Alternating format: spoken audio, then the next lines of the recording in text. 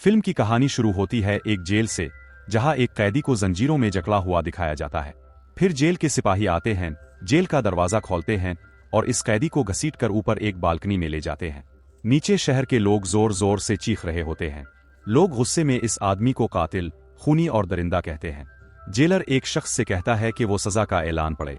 वो शख्स सबके सामने कहता है कि कोर्ट ने इस कैदी को 2 दिन बाद फांसी की सजा सुनाई है, लेकिन फांसी से पहले जल्लाद इसे सूली पर लटकाएगा और इसके हाथ पांव तोड़ दिए जाएंगे। ये सुनकर लोग खुशी से शोर मचाने लगते हैं। अब सवाल यह है कि यह कैदी आखिर है कौन? आइए देखते हैं। कहानी अब कुछ साल पीछे चली जाती है, जहां हम पेरिस के फिश मार्केट को देखते हैं। ये जगह शहर की सबसे ज्यादा बदबूदार जगह थी। लोग यहाँ मछली और गोश्त बेच कर गुजारा करते थे। यहाँ एक औरत मछली बेच रही होती है और इसी दौरान इसका बच्चा पैदा होता है, जो मुर्दा होता है। इस औरत के पहले भी 4 बच्चे ऐसे ही मेरे पैदा हुए थे। वो गुस्से से इस बच्चे को पाव मारकर सड़ी हुई मछलियों के साथ नदी में फेंक देती है। लेकिन इस बार जो बच्चा पैदा हुआ वो जिंदा था और वो भी इसे फेंक देती है, ये समझ करके वो भी मर चुका है। बदबूदार मछलियों की बो सूंघकर वो बच्चा रोने लगता है और आसपास के लोग इसे देख लेते हैं। वो इसकी माँ को बुरा भला कहते हैं। वही बच्चा आगे जाकर वही कैदी बनता है जिसे सजा सुनाई गई थी। इस कैदी का नाम जून था। जून के पास 2 खास बातें थीं। एक ये कि इसकी नाक बहुत तेज थी, वो हर चीज की खुशबू बहुत अच्छी तरह सूंघ सकता था। और दूसरा ये कि जब भी कोई इसे खुद से अलग करता तो इस शख्स की किसी ना किसी तरह मौत हो जाती। जैसे कि इसकी माँ, जिसने इसे पैदा होते ही फेंक दिया था, इसे बाद में फांसी दे दी गई। जून को एक औरत मैडम गिलारट के यतीम खाने में भेज दिया जाता है। वो औरत सिर्फ पैसे के लिए बच्चों को पालती थी। यतीम खाने के कुछ बच्चों को डर होता है कि जून उनकी जगह ना ले, इसलिए वो इसे मारते हैं। लेकिन मैडम गिलारट आकर इसे बचा लेती है और उन बच्चों को मारती है। यतीम खाने में मुश्किल हालात के बाइस जून 5 साल तक बोल नहीं पाता, मगर वो हर चीज को सूंघकर पहचान लेता है। अब 13 साल की उम्र में जब यतीम खाने में जगह नहीं बचती तो गिलारट जान को जानवरों की खालें जमा करने वाले एक आदमी को बेच देती है। जैसे ही जान वहां से जाता है, कुछ चूर आकर गिलारट को मार देते हैं और इसके सारे पैसे लूट लेते हैं। अब वो आदमी जिसे जान बेचा गया होता है, वो इससे बहुत सख्त काम लेता है। एक बार वो इसे शहर भी लेकर जाता है। वहां जान पहली बार बदबू के अलावा कुछ अच्छा देखता और अच्छी खुशबू सूंघता है। जब जान सामान रखकर वापस आ रहा होता है तो एक दुकान देखता है। वो दुकान परफ्यूम की होती है। वो इस तरफ खुद ब खुद खिंचता चला जाता है। वहां वो देखता है कि एक दुकानदार एक बहुत मशहूर परफ्यूम हाथ में लिए खड़ा है। इसी दौरान जान को एक और खुशबू महसूस होती है, जो एक फल बेचने वाली लड़की से आ रही होती है। वो इस खुशबू की तरफ खिंचकर लड़की के पास चला जाता है। लड़की इसे भूखा समझकर इसे कुछ फल देती है। जान इसका हाथ पकड़ लेता है। ये देखकर वो डर जाती है और वहां से भाग जाती है।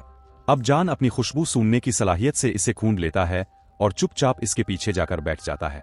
लड़की को महसूस होता है कि कोई पीछे है। वो डर के मारे चीखने लगती है तो जान इसका मुंह दबा लेता है ताकि लोग जमा ना हो जाए। जब लोग वहां से चले जाते हैं और जान इसके मुंह से हाथ हटाता है तो वो लड़की मर चुकी होती है। जान हैरान रह जाता है कि इसके जिस्म से आने वाली खुशबू अब आहिस्ता आहिस्ता खत्म हो रही है। वो सोच में पड़ जाता है कि खुशबू आखिर गई कहाँ। अब बात करते हैं एक और किरदार की। वो पेरिस का मशहूर परफ्यूम बनाने वाला था, मगर शहर में नए परफ्यूमर्स के आने की वजह से इसका काम कम हो चुका था। वो दूसरों की खुशबुओं की नकल किया करता था। इसी शाम जान बिक्री की खाल की डिलीवरी देने इसकी दुकान पर जाता है। वहां जाकर वो तरह तरह के परफ्यूम देखता है। वो इस दुकान वाले बाल्दीनी के जिस्म से आने वाली खुशबू सूंघकर कहता है कि वो ऐसी ही खुशबू खुद बना सकता है। बाल्दीनी इस पर हंसता है, मगर जान इसे एक मौका देता है। वो मुख्तलिफ परफ्यूम्स बनाकर बाल्दीनी को देता है। जब बाल्दीनी उन्हें सूंघता है तो इसे एक मशहूर परफ्यूम उमूर एंड साइकी की खुशबू आती है और वो हैरान रह जाता है। ये सब देखकर जान इसे बताता है कि वो इससे भी ज्यादा अच्छे परफ्यूम बना सकता है।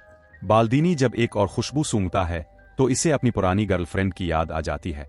जान के अंदर बहुत जबरदस्त सलाहियत होती है। बाल्दीनी फौरन जान को इस खाल वाले शख्स यानी ग्रीमिल से खरीद लेता है। इसी रात ग्रीमिल शराब के नशे में होता है और नदी में गिरकर मर जाता है। अब जान की वजह से बाल्दीनी और इसके परफ्यूम्स पूरे पेरिस में मशहूर हो जाते हैं। अब बाल्दीनी जान को अपने खास परफ्यूम बनाने के तरीके सिखाता है। वो जान को बताता है कि हर परफ्यूम के 3 हिस्से सेट होते हैं और हर हिस्से में 4 मुख्तलिफ खुशबुएं शामिल की जाती हैं, यानी कि काल 12 खुशबुएं, और इंसान आसानी से उन 12 खुशबुओं को पहचान सकता है। लेकिन अगर कोई 13वीं खुशबू बना ले तो दुनिया में कोई शख्स इस परफ्यूम की नकल नहीं कर सकता। ये बात जान के दिल को बहुत लगती है। वो सोचता है कि वो ये काम जरूर करेगा। वो बाल्दीनी से कहता है कि इसे पूरा तरीका सिखाया जाए और वादा करता है कि वो दुनिया का सबसे बेहतरीन परफ्यूम बना कर देगा। बाल्दीनी इसे सिखाता है कि 10,000 फूलों को अपनी खास बनाई हुई मशीन के जरिए एक बोतल में कैसे जमा किया जाता है। ये तरीका इसने पेरिस आने से पहले सीखा था। एक दिन बाल्दीनी जान को रोते हुए देखता है। जब वो वजह पूछता है तो जान कहता है कि तुम झूठे हो। जान इसे बताता है कि तुम्हारा तरीका नाकाम है। मैंने शीशा, लोहा जैसी चीजों की खुशबू भी बोतल में बंद करने की कोशिश की, लेकिन मैं कामयाब नहीं हो सका। ये सब कुछ कहने के बाद जान बेहोश हो जाता है। अब बाल्दीनी भी जान की हालत देखकर सदमे से बेहोश हो जाता है। बाल्दीनी जून के बीमार हो जाने से परेशान हो जाता है। इसे डर लगता है कि कहीं इसकी शोहरत खत्म ना हो जाए। जून बाल्दीनी से और भी कई नए तरीकों के बारे में पूछता है। बाल्दीनी इसे जानवरों के जिस्म की चर्बी से खुशबू निकालने का तरीका बताता है और इसे ग्रास जाने का हुक्म देता है। इसके बदले बाल्दीनी जून से 1000 परफ्यूम के फार्मूले ले लेता है। अब वो जून को वहां से भेज देता है। जून ग्रास जाकर काम सीखना शुरू करता है और जून के जाते ही बाल्दीनी का घर गिर जाता है, जिसकी वजह से बाल्दीनी मर जाता है। ग्रास जाते हुए जून को पहली बार आजादी का एहसास होता है। इसे लगता है कि अब वो किसी का गुलाम नहीं रहा और अब अपने फैसले खुद कर सकता है। ग्रास जाने के 2 रास्ते होते हैं। एक रास्ता गांव से होकर जाता है और दूसरा पहाड़ों से। जून पहाड़ों वाले रास्ते पर चल पड़ता है। रास्ते में इसे एक गार मिलता है जहां वो आराम के लिए रुक जाता है। वो वहां सुकून से सो जाता है और कई दिन वहीं गुजार देता है। एक दिन इसे वही फल बेचने वाली लड़की ख्वाब में नजर आती है। जून डर कर उठ जाता है और अपने जिस्म को सूंघने लगता है, लेकिन इसे कोई खुशबू महसूस नहीं होती। फिर वो बारिश में बाहर जाकर नहाता है और इसे पहली बार ये एहसास होता है कि इसके अपने जिस्म की कोई खुशबू नहीं है। अगली सुबह जून ग्रास की तरफ रवाना हो जाता है। रास्ते में इसे वही खुशबू महसूस होती है जो इसे पहले इस फलों वाली लड़की से आई थी। वो देखता है कि एक बहुत ही प्यारी लड़की एक बग्गी से उतरती है। वो इसे देखकर इसका पीछा करता है और ग्रास शहर में दाखिल हो जाता है। इस लड़की का पीछा करते करते वो एक महल तक पहुंच जाता है। वो महल वहां के अमीर आदमी रच का होता है और वो खूबसूरत लड़की लोरा इसकी बेटी होती है। लोरा पूरे ग्रास शहर की सबसे खूबसूरत लड़की थी। ग्रास में जून एक औरत के पास काम करता है। इस औरत का शौहर जून पर पूरी नजर रखता है। जून उनके साथ रहते हुए जानवरों की चर्बी से खुशबू निकालने के 2 नए तरीके सीख लेता है। पहले तरीके का इस्तेमाल वो अपने साथ काम करने वाली लड़की पर करता है। इसमें वो लड़की की लाश को एक बड़े टैंक में जानवरों की चर्बी के साथ आबाल कर खुशबू निकालने की कोशिश करता है, लेकिन कामयाब नहीं हो पाता। फिर दूसरे तरीके के लिए वो एक तोफ को पकड़ता है। इस बार वो जानवरों की चर्बी को एक कपड़े पर लगाकर इस पर लेप चढ़ाता है। जान इस तोफ को मार देता है, इसके बाल काट लेता है और इसकी लाश को इस कपड़े में लपेट देता है। फिर इस कपड़े से चर्बी निकालकर बाल्दीनी के सिखाए गए तरीके से खुशबू निकालने में कामयाब हो जाता है। वो इस खुशबू को तोफ के पालतू कुत्ते पर लगाकर चेक करता है। अब वो बाल्दीनी के बताए हुए 13 खुशबुओं का सीट तैयार करना शुरू करता है। मतलब ये कि हर बोतल के लिए एक कत्ल करना होगा। लोरा की सालगिरह की पार्टी में सब लड़के लड़कियां छप्पन छपाई खेल रहे होते हैं। वहीं जान मौका देखकर वहां पहुंच जाता है और लोरा पर हमला करता है, मगर वो बच जाती है। इसी पार्टी से 2 जुड़वा बहनें गायब हो जाती हैं। अब हम देखते हैं कि जान उन दोनों लड़कियों को मारकर अपने खुशबू सीट की पहली 2 बोतलें तैयार करता है।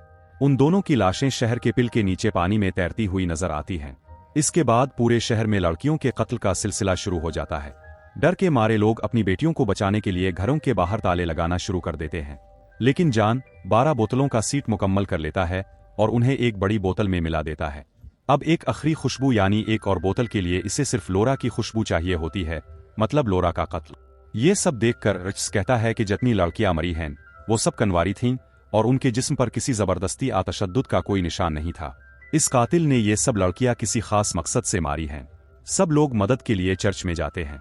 चर्च का फादर उनकी मदद के लिए तैयार हो जाता है। वहां एक आदमी आकर सबको बताता है कि कातिल पकड़ा गया है। ये सुनकर सब बहुत खुश हो जाते हैं, मगर रिच को इस खबर पर यकीन नहीं आता। वो उसी दिन अपनी बेटी लोरा को साथ लेकर शहर से चला जाता है। दूसरी तरफ जान शहर से जाती हुई लोरा की खुशबू को महसूस करता है और उनका पीछा करता है। अपनी सूंघने की खास सलाहियत से वो उन्हें ढूंढ लेता है। उधर तोफ का कुत्ता अपनी मालिकीन के कपड़े और बाल जान के कमरे से निकाल लाता है, जिसे दरारट देख लेता है। दरारट पहले जान के साथ काम करता था। पुलिस की तफ्तीश के दौरान बाकी मरने वाली लड़कियों के कपड़े और बाल भी जान के कमरे से मिल जाते हैं। रिच अपनी बेटी लोरा के साथ एक होटल में रात गुजारता है। वो लोरा के कमरे की चाबी अपने रूम में ही रखता है और जान रिच के कमरे से वो चाबी चुरा लेता है और वो लोरा के कमरे में दाखिल हो जाता है। अगले दिन जब रिच कमरे में आता है तो लोरा की लाश देखकर बहुत ज्यादा रोता है। अब जान 13वीं बोतल भी बना लेता है और इसे अपनी आखिरी परफ्यूम की बोतल में शामिल कर देता है। इसी वक्त पुलिस आ जाती है और इसे गिरफ्तार कर लेती है। अब कहानी वापस उसी जगह आ जाती है जहां 2 दिन बाद जान को सजा दी जानी थी। दूर दूर से लोग इसकी मौत देखने आते हैं। जैसे ही वो इसे जेल से बाहर निकालते हैं, जान मौका देखकर अपनी परफ्यूम की बोतल का ढक्कन खोल देता है। लोग जो इसका इंतजार कर रहे होते हैं, अचानक देखते हैं कि जान एक शहजादे की तरह गाड़ी से उतर रहा है और जल्लाद की तरफ बढ़ रहा है। जल्लाद इसके कदमों में गिर जाता है और रोते हुए इसे बेकसूर कहता है। जान एक रुमाल पर परफ्यूम लगाता है और इसे हवा में लहराता है, जिससे वहां मौजूद सब लोग जन्नत का सा एहसास करने लगते हैं। सब इसको एक फरिश्ता कहते हैं। जान खुद को लोगों का नजात दहिंदा समझने लगता है और अपना रुमाल लोगों की तरफ फेंक देता है। कुछ ही देर में सब लोग, अमीर, गरीब, छोटे, बड़े, काले, गोरे, सब कुछ भूलकर एक दूसरे से प्यार करने लगते हैं। ये सब देखकर जान को पहली बार सच्चे प्यार का एहसास होता है। इसे वही फल बेचने वाली लड़की याद आती है। वो सोचता है कि अगर इसने इस लड़की से ऐसे ही प्यार किया होता तो वो इसे अपना बना लेती। ये सोचकर वो बहुत दुखी हो जाता है और रोने लगता है। तब ही रिच तलवार लेकर इसे मारने के लिए आता है, मगर जान की खुशबू के आगे वो भी बेइख्तियार हो जाता है और इसके कदमों में गिरकर मुआफी मांगता है। जान को अपनी सारी गलतियों का एहसास होता है और वो शहर से चला जाता है। कुछ देर बाद शहर के लोगों पर परफ्यूम का असर खत्म हो जाता है। अब जान वापस उसी मछली बाजार में जाता है जहां वो पैदा हुआ था। वो अपनी जेब से परफ्यूम की बोतल निकालता है और इसे अपने ऊपर गिरा लेता है। ये देखकर वहां मौजूद सब लोग परफ्यूम की खुशबू से खिंचे चले आते हैं और इस पर गिर पड़ते हैं। वो जान को नोच कर खा जाते हैं और इसी तरह जान का अंजाम भी बहुत बुरा होता है। आखिर बुरे काम का बुरा ही नतीजा होता है और इसी तरह हमारी ये कहानी भी यहीं पर खत्म होती है।